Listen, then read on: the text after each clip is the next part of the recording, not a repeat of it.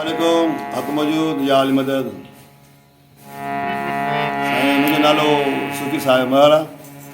मां दरगाह हज़रत बेदर सरकार रबी जो तालिबु आहियां। अहमद बख्श मिठल मसूर साईं जो मां शागिर्दु आहियां, जेको मदीब ख़ानदान पूरे सिंध में माना मशहूरु आहे। अदबी हिसाब सां राग जे हिसाब सां वॾो बुज़ुर्ग ख़ानदान आहे। जेको नंढो भाउ बेदल मसूर साहिबु कंहिं तारीफ़ जो मुहताज न आहे। पूरे सिंध पर पाकिस्तान लेवल ते वासिस ग्रुप जो हू चेयरमैन प्रोड्यूसर ऐं सूफ़ी गायक शेख अयाज़ जेको आहे। मां ॾोही आहियां उनजी कंपोज़िंग आहे पंहिंजी। सो उनजे मां घराणे जो शागिर्दु आहियां। हींअर मां तव्हांखे जेको आहे साईं हज़रत चीज़र साईं जो कलाम ॿुधायां थो पियो।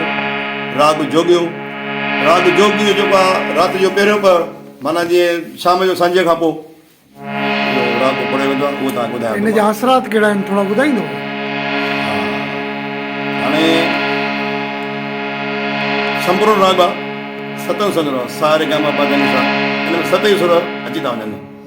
सत ई सुर, सतनि सुर जो राग आहे। नारा हैदरी।